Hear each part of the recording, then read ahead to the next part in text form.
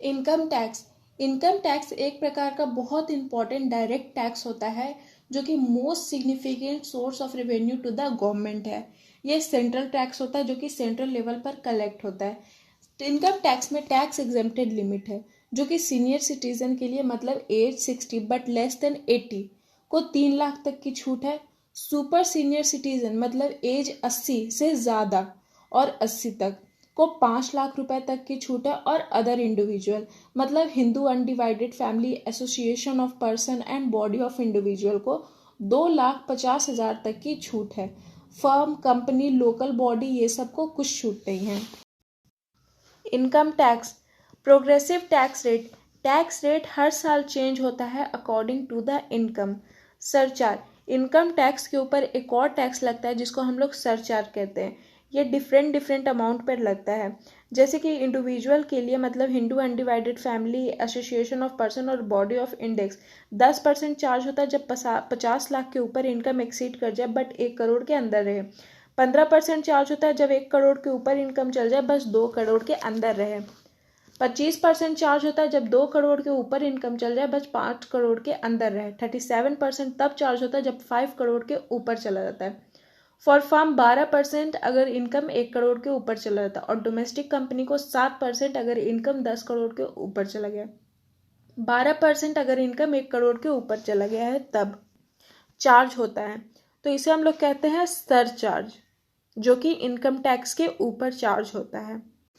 Income tax health and educational fees 4% लगता है income tax पे including this surcharge.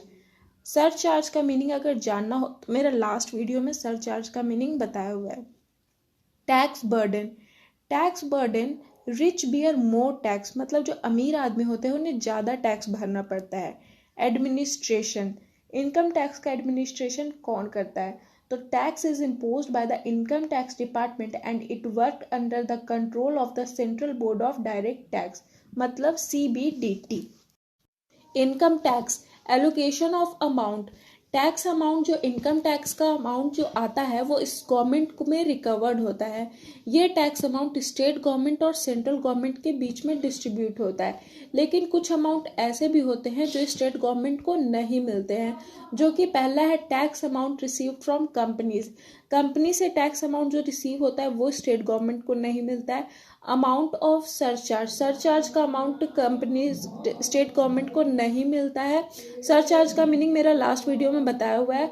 Amount of health and educational fees इसका भी share state government को नहीं मिलता। आइदर जितना भी पोर्शन बचता है इनकम टैक्स में वो सारे स्टेट और सेंट्रल गवर्नमेंट में डिस्ट्रीब्यूट हो।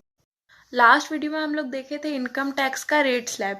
इस वीडियो में हम लोग देखेंगे रेट स्लैब है, स्पेशल रेट स्लैब। लेकिन क्या होता है ना, कोई कोई ऐसा इनकम होता है जो इनकम टैक्स के रेट स्लैब के अलावा होता है।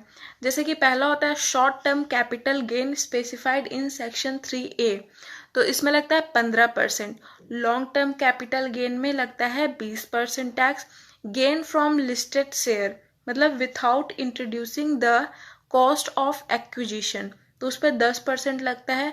Long term capital gain under section 112 पे 10% लगता है। And lottery, crossword, puzzle, horse जो सडन इनकम आपका होता है उस पर 30% आपका इनकम टैक्स चार्ज होता है।